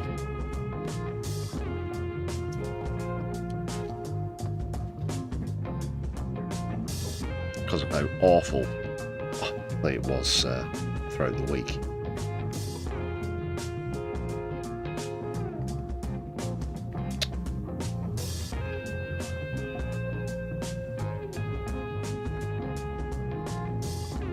Then they go on blah blah blah. October 7th. For a bit, that's the way the BBC interviewer tried to turn it by the look of it there. Because look at that there. Israel, I remind her, justifies its actions in Gaza as self-defense. Well, do you speak for them? Is that why they're saying that? Of course they're going to, you know, it's not worth mentioning that they will deny whatever it is. It's not even worth mentioning. So she's the head of the ICRC.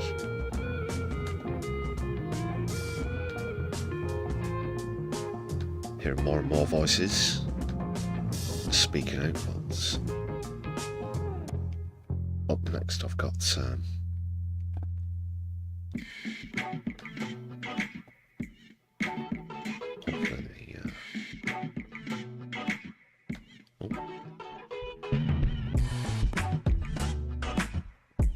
there you are.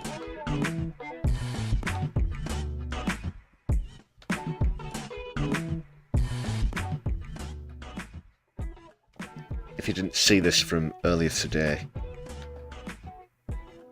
shout out and credit to Democracy Now! For this great interview with Greta live from the flotilla. So we'll watch this and then just very quickly get on to the latest progress. I'll more or less just let this play through. It's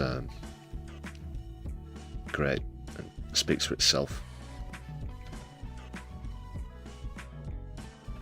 Just turn down the music.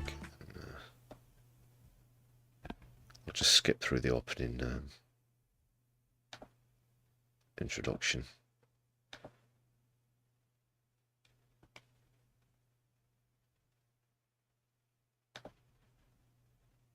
In the series Game of Thrones spoke out in support of the effort.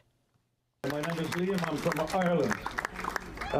The reason I'm here, as far as I'm concerned, the heart and soul of humanity is in Gaza. For me, this attack, this genocide, is not just on Palestinians, it is on the whole human race. These wonderful, brave people who are setting off on this boat are heroes. And also the people of Gaza, for the last 600 days, are heroes. They are, in my mind, they will always be heroes. A group of 12 activists are carrying the aid for Gaza, including the Swedish activist Greta Thunberg, who will join us from the Madeleine ship in a minute. She spoke Sunday at the launch. A month after our latest attempt to go on with this mission, the boat was bombed twice. All evidence suggests Israel. And we are doing this because we have to keep our promise to the Palestinians to do everything in our power to protest against the genocide and to try to open up a humanitarian corridor. Since setting sail, passengers on the flotilla have faced many threats, including from U.S. Senator Lindsey Graham, who wrote on X, quote, "Hope Greta and her friends can swim," unquote. The Gaza Freedom Flotilla has also been shadowed by at least one military helicopter and have reported drones circulating the ship. This is Thiago Avila. Hello, everyone. This is a new alert. We can clearly see a drone right now to our left. It's gaining on us a little bit. Please share this alert. Second alert of the night. The third day of our journey to Gaza to break the siege and create a people's humanitarian corridor on board the Medellin. Please share our location. We'll be sending the exact coordinates. In 2010, Israel conducted a deadly raid on another Gaza-bound aid ship, the Mavi Marmara. Israeli commandos stormed the boat in international waters, killing 9 people. A 10th died after 4 years in a coma. For more, we're joined from the international waters by Greta Thunberg, the internationally renowned Swedish climate activist known for inspiring the global youth climate strike. In 2019, she received the Right Livelihood Award. She's also been nominated for the Nobel Peace Prize. Greta is speaking to us aboard the Gaza Freedom Flotilla's vessel Madeleine, which is on this voyage from Sicily to Gaza, again carrying life-saving aid in an attempt to break Israel's siege of the Gaza Strip. Greta, it's really something to see you on that ship right now.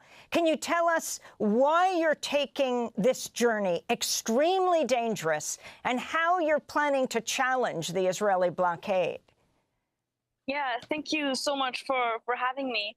Yeah, as you said, we are doing this mission following 1 month after our last attempt. Both Conscience was bombed and disabled. So that's why we are trying again, because we cannot afford to give up. There is simply too much at stake. And in times of injustice, as we are seeing now, the genocide and blockade happening, we have to do everything we can to demand an end to these atrocities and war crimes committed by Israel.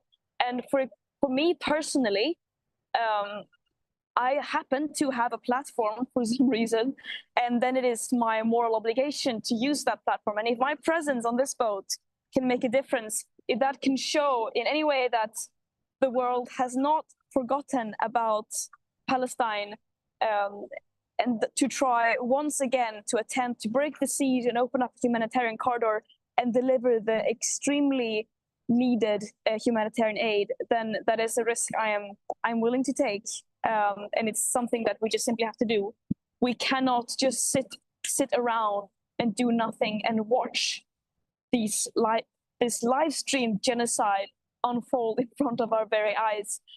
So we are doing this because we are human beings who care about justice. And when our complicit governments fail to step up, it falls on us, unfortunately, to do so. It's so right. And there is that connection between climate justice and social justice. The two are almost one and the same. But as someone who's rather experienced in non-violent direct action, just really have to admire this, because it's almost a whole another level, especially with the risk that's involved. And there was a drone that was tracking them a couple of times earlier today as well. Just beyond words how brave it is. And Greta, could you talk about how you see the issue of Palestinian freedom connecting to or intersecting with the issue that you're best known for, which is climate change activism? Yeah, for me, there's no way of distinguishing the two. We cannot have climate justice without social justice. The reason why I am a climate activist is not because I want to protect trees. I'm a climate activist because I care about human and planetary well-being, and those are extremely interlinked. For example, when we see the genocide in Gaza, of course, there are some very obvious links that ecocide, environmental destruction, is a very common method used in war and to oppress people. But also, it should be much simpler than that. No matter what the cause of the suffering is, whether that is CO2, whether that is bombs, whether that is state repression or other forms of violence, we have to stand up against that source of suffering. And if we pretend to care about the environment, if we pretend to care about the climate and our children's future without seeing and acknowledging and fighting against the suffering of all marginalized people today, then that is an extremely racist approach to justice that excludes the majority of the world's population. And how? What is the mood aboard the ship? You have participants from Brazil, France, Germany, Spain, and you yourself are Swedish. What's the mood there? The mood on board the ship is, I would say, that our spirits are very high and we are very determined to continue. So far, we have won over one of the major predicted obstacles, which is to be stuck in port due to the bureaucratic warfare that has been very strong, especially in the past. And the fact that we have gotten over that and that we are out sailing now and that we have gotten quite a far bit is already a victory in itself. And of course, this mission includes many risks, and we have done many risk assessments. But of course, we deem the risk of silence and the risk of inaction to be so much more deadly than this mission, of course. And we are 12 peaceful volunteers. That's such a great sentence as well. The risk of inaction is even greater. That's just, very well succinctly put. Who are not carrying weapons, we are carrying food, medical supplies, and sanitary products and other very needed humanitarian aid into Gaza following the blockade. And we will meet whatever is thrown at us with non-violence in any scenario. So we are trying to prepare and to maximize our safety and the success of this mission as much as we can. Greta, as you attempt to bring in baby formula, medical kits, flour, prosthetics for kids with amputations, the Israeli military has threatened to block the Freedom Flotilla. The Israeli army says it's prepared to raid your ship. We know what happened to the Mavi Marmara with the Israeli raid and the killing of 9 activists on board. Ultimately, a 10th died. So are you seeing drones? How are you prepared to deal? Yeah, we are seeing drones. Last night, there were 2 different moments where there were drones circulating above us. And we have safety procedures that we will use, and we have different scenarios that we are prepared for to try to maximize our safety in a non-violent way. So we are trying to do our very best, and it shows quite a bit that peaceful volunteers who are carrying humanitarian aid and necessary for survival is being threatened to be raided, intercepted, or attacked. I think that says quite a lot about the priorities and approaches of Israel right now. But we must also remember that this mission is not about us. It is not about the voyage or the people on board. This mission is about Palestine. It is about the genocide, the occupation, ethnic cleansing, and the other methods of war and oppression that are being used by Israel against the Palestinians. And we do not only need humanitarian aid to be let into Gaza, we do not only need a ceasefire, we need an end to the occupation. How do you plan to break the military blockade around Gaza? Sorry, what did you say? How do you plan to break the military blockade around Gaza? We are planning to continue sailing until we cannot sail anymore. It is very difficult to predict what scenario it will be, but as far as we know, we are planning to continue as we are now.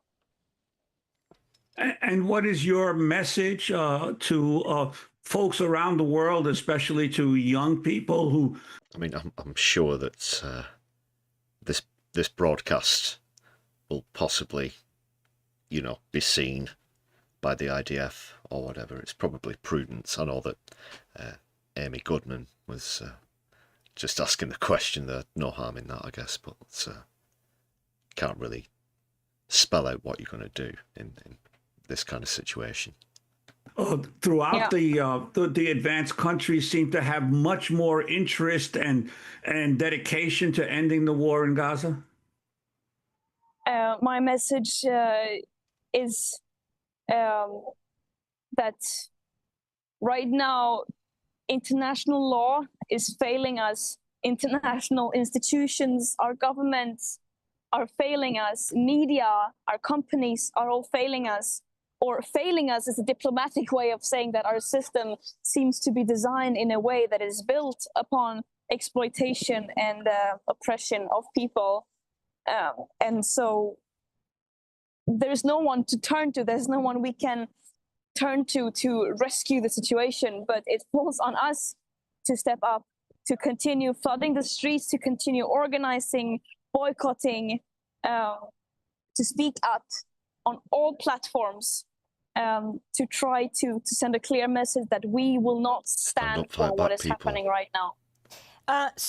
According to Al Jazeera, Greta, they're saying, according to flight radar, which tracks aircraft movement. Yes, Doc, she more or less said that she's prepared to risk it all for this. Does it get any braver than that? You can't say that it can, you know. It's not... we talk about how brave some celebrities have been for speaking out and how it's affected their careers already or potentially as well. This, again, goes way above and beyond that, you know, to be physically present amongst it all. So far away as well. It's just outrageously brave.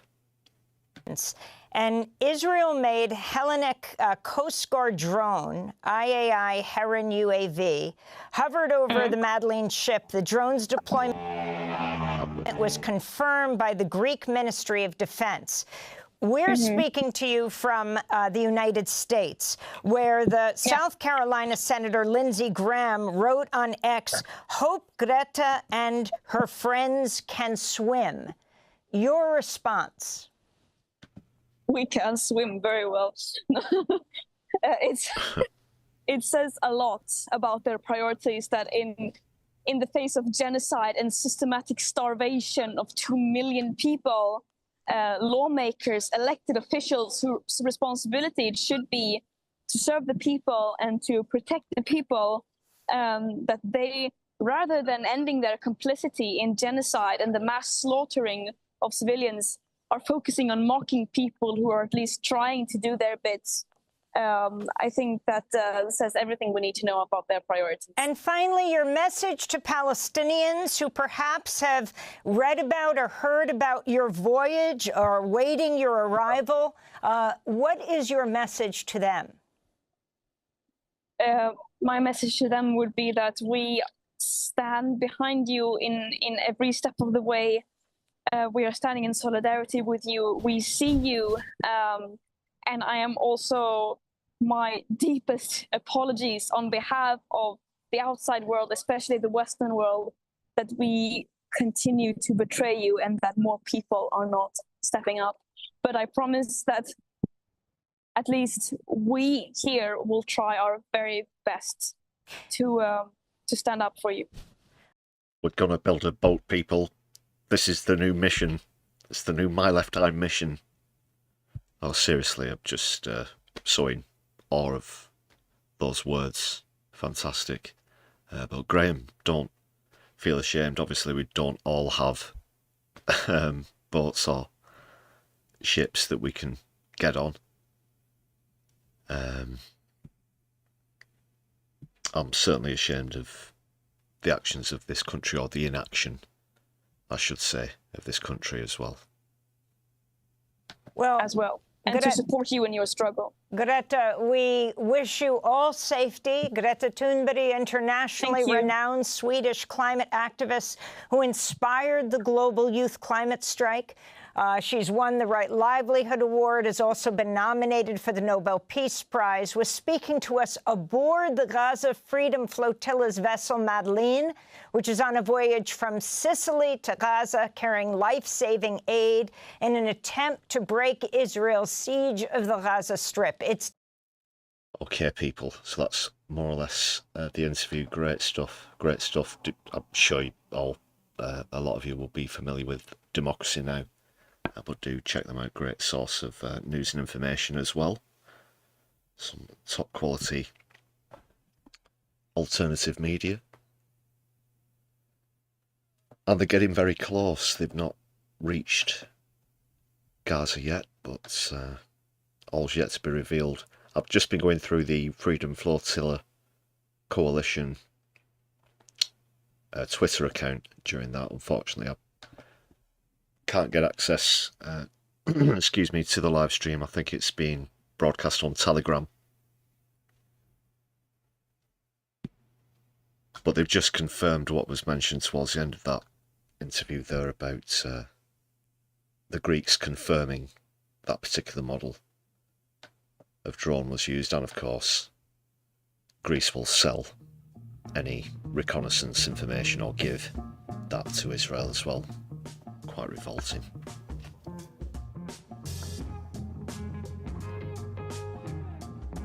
So we'll wish Greta, Liam and everybody else a very safe trip and every success.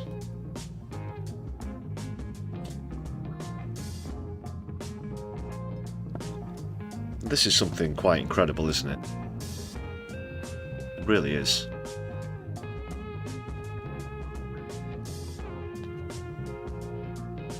Let's hope it inspires others to follow suit as well. Let me know your thoughts about that in the chat and in the comments if you're watching back on a replay. Thanks a lot for staying out. We've been nearly 2 hours here on the live stream tonight, so thanks for sticking with me. Just a couple of more things to get onto. Stick around, people.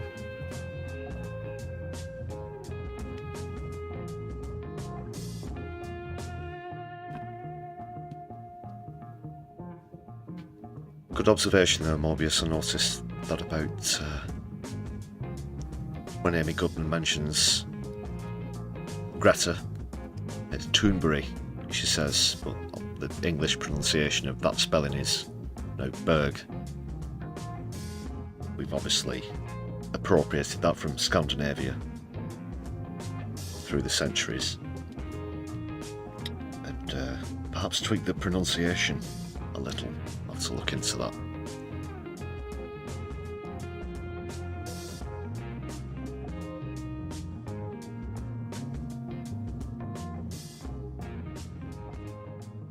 So I'll just turn down the background music because I have to remind you about some other music that's going around and is available.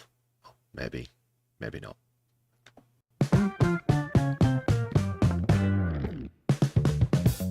Do you like a hot, tasty beverage with your music? Then My Left Eye has got a treat for your ears. The Brews at 10, the album, all your favourite beverage-based hits from the 1960s to now, all in one place. Volume 9 is now available, featuring The Only Way Is Cup, Yaz, No Diggity, Black Street, I Would Brew Anything for Love, But I Won't Brew That, Meatloaf, Stir It Up, Patti LaBelle, Cuptown Girl, Billy Joel, plus many more. Order now.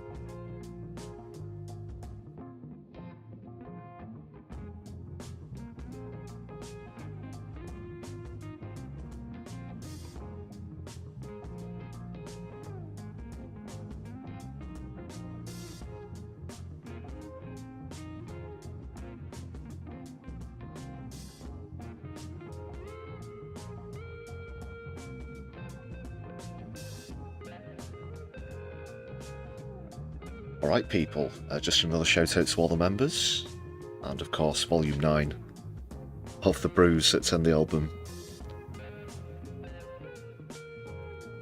came out this week as well. Thanks to everybody on the list, thanks for all your contributions, thanks for the gifted memberships tonight. I will have a fresh updated list on the next live stream.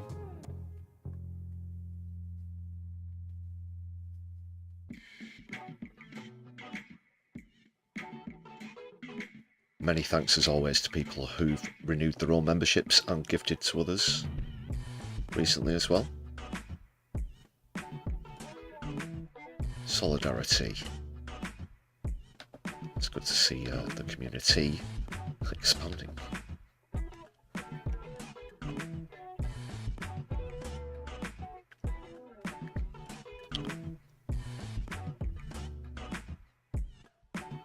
And the results of the poll are in. It's pretty clear cut. Most of you think that Kemi Badenoch is going to be the first to go. Quite a resounding victory as well. 68% of you. So it's clearly over the 61%, sorry.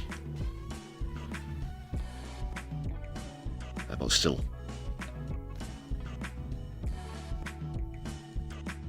A very clear success, and at the moment we still have Graham at the top of the community leaderboard with 150 experience points. It's actually a three-way tie between the top three.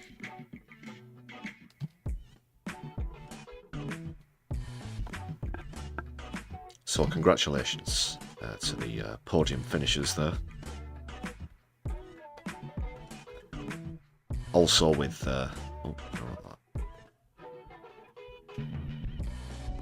with 150 XP. In fact, Floor Snake just went into the lead. Oh, some late drama here.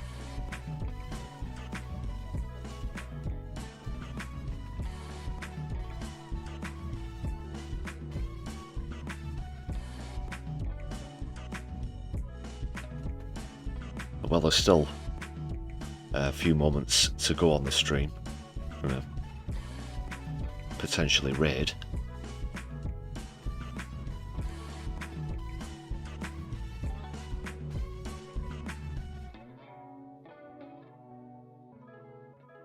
There's some upcoming ones I'll see. Oh, that's not for ages. There's one scheduled for 3 weeks. I don't want to keep you waiting that long.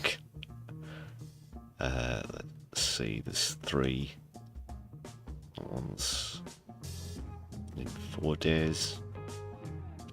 And Last Chance to Dance. Got this one, which is actually from the same content provider. And that was earlier on. So we'll forego the raid.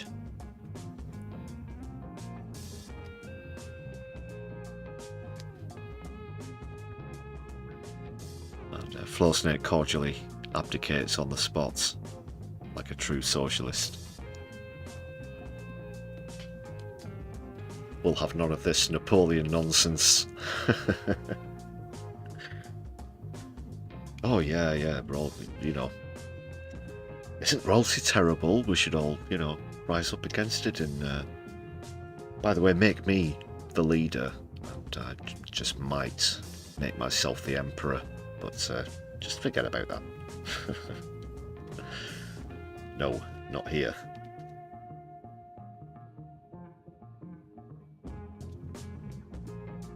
Right people, thus concludes tonight's live stream. Thanks a lot for joining me. Make sure that you've hit thumbs up on the stream on your way out. People do appreciate that. I will be back with you later on in the week. So just once again, there won't be a raid, but whatever you do with the rest of your night, take care. My Left, I'll be seeing you soon. Free Palestine, power to the people.